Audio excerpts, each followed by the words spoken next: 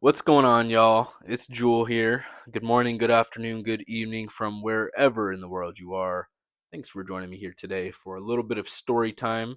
I wanted to share the story of how my wife and I became completely debt free at the young age of just 23 years old.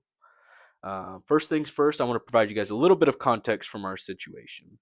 First, well, I guess second thing, second, to tell you where we're at right now. I'm 25 years old, going on 26. My wife is the same. We became debt free 2 years ago in 2024. And so I'm going to tell you the story of what was going on during that time where we decided that we needed to actually get our finances in control and the steps that we took during that process to actually become debt free and how we've maintained that still. So there was kind of a lot going on in the year 2024 that forced us to really sit down and take a hard look at our financial situation and say, we need to change this. And I'm going to tell you a few of those facts. So, the first thing I want to bring up is that in 2024, we were married. We had a 2-year-old boy, and my wife was pregnant with our second child, our daughter. And we were going to be doing a home birth. We had our first child at the hospital, covered by insurance. Awesome. Very grateful for that. Second child, we decided that we were going to do a home birth. And so I'm not going to get into all that. You can go check out the other video we have on our channel about the home birth and what that process looked like. But the reason I bring that up is because in 2024, when we were planning on a home birth in December of 2024, we had a very big midwife bill that we had to pay that was something that was coming out of pocket every single month. And I'm talking either $500 to $1,000 a month extra on top of everything else we were paying. And I'm the primary income breadwinner, I guess, from our house because my wife is a stay at home mom and she has a little bit of money that she receives from something in the past.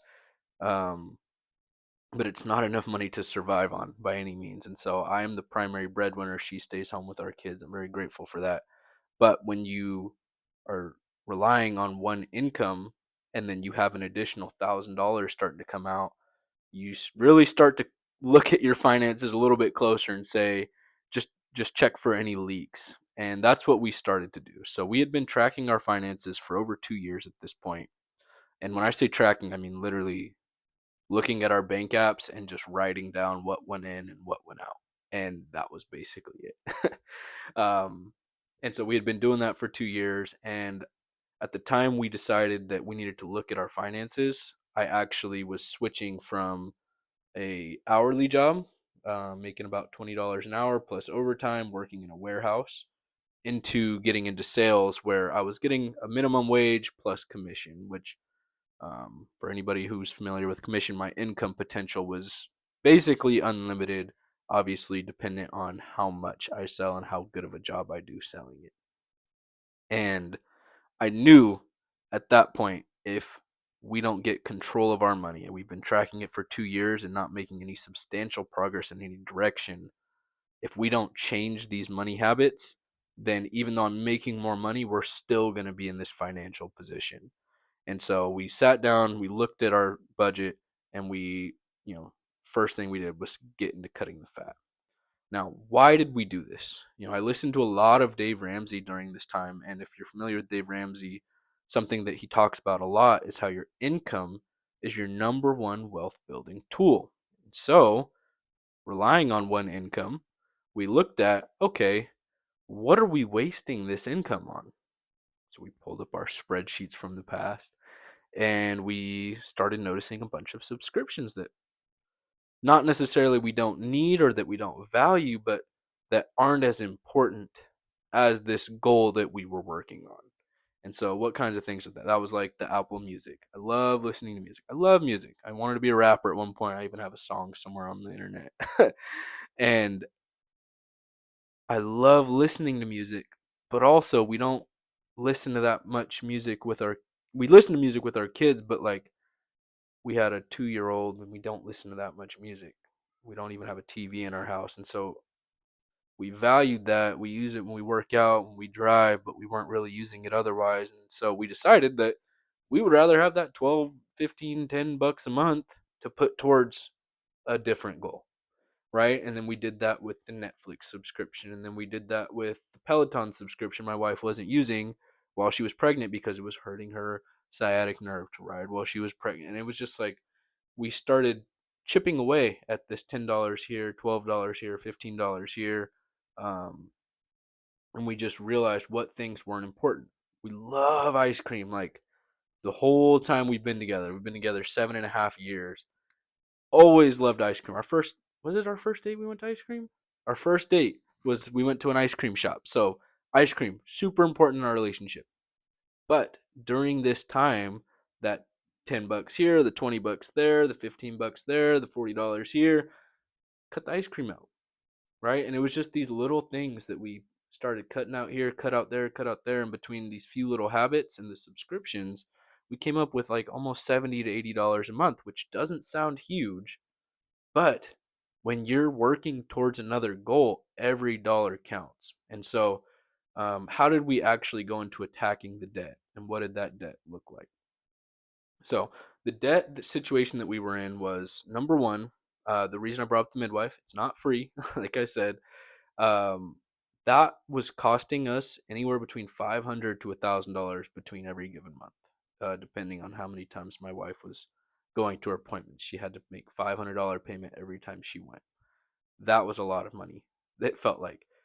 She had her Peloton subscription. That's another $100. We had our or $200, however much it was, and then we had an education software, and then some credit cards here. And all in all, we were paying about 1,000 to $1,500 a month on these payments, the debt and the payments.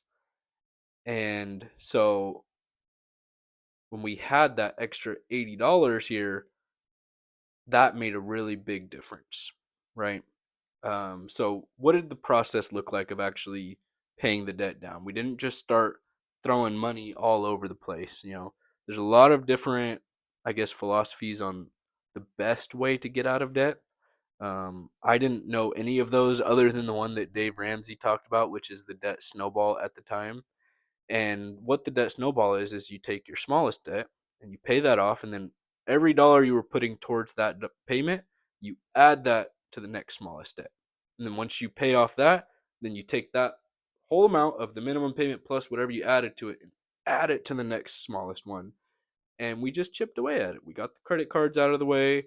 We got the it was a spin bike or the education, whichever one was cheaper. We got that out of the way, and then we got the other one out of the way. And then by the time we got to the midwife, paying the midwife down, then we were basically covering doubling the midwife payment every time we needed to get there.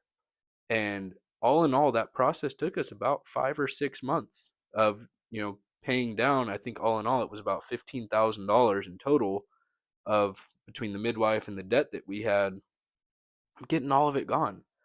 And so when we then got out of that, by the time our daughter's born in December, I'm now 24, my wife is 23. We have $1,000 to $1,500 of extra income that we can now use to support another area of our financial life.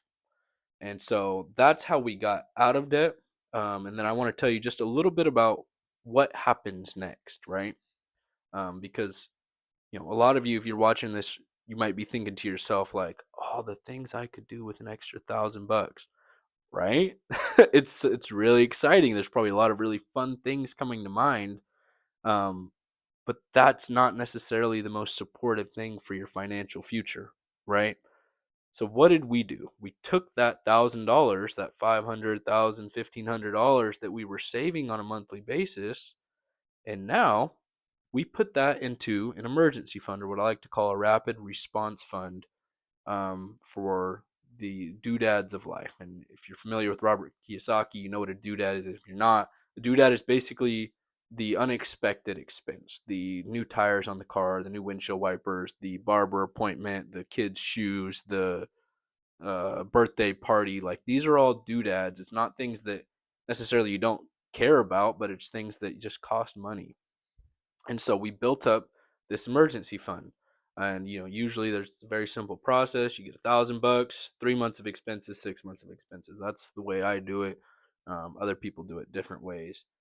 And the reason I'm bringing that up is because that emergency fund, that rapid response fund, has been instrumental in now 2 years later, us still being debt free.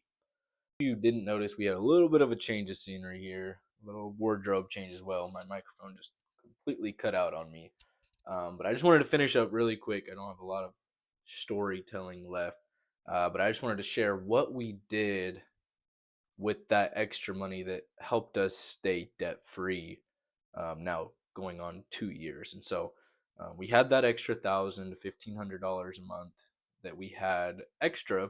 And so, yes, we did at that point, we got some of our subscriptions back. Like we did start paying for the YouTube premiums. That way we could have ad free whenever we decide we're going to watch a video with our kids and like some sort of education, or if we're going to listen to YouTube music. It was like a 2-for-1 special. So we did get that back. We did incorporate the ice cream back into our diet. So we did increase the spending a little bit, but the majority of that money was then dedicated towards an emergency fund, or what I like to call rapid response fund.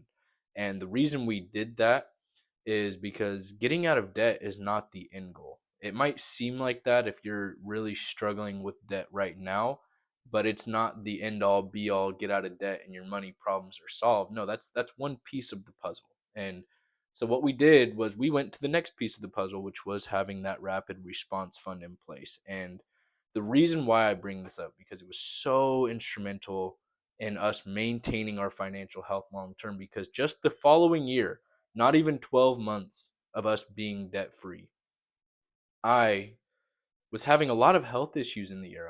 I missed 2 weeks of work here, I missed a week of work there. All in all, June, by May or June of the year, I had missed an entire month of work from illness. And then in June, I got a stomach bacteria. My coworker, shout out to Matthew, he bought me a juice from a local vendor who would go around selling juices. If you're local where I am and you know this juice vendor, they call him fungus fingers. So if that gives you any inclination, I didn't know that. He offered me, hey Joel, you want a juice? I'll buy you one. Heck yeah, I'll take a free juice. Got a stomach bacteria. I lost 30 pounds in 3 weeks, and I ended up missing almost 6 weeks of work in total from that stomach bacteria. I was incredibly ill. Doctors couldn't figure out what was going on. Long story short is I had Campylobacter, if you want to look that up. And then I got better. But during that time, my income fell short. Where I was supposed to be receiving 4 paychecks, I got 3 paychecks. And one of those paychecks was a couple $100s.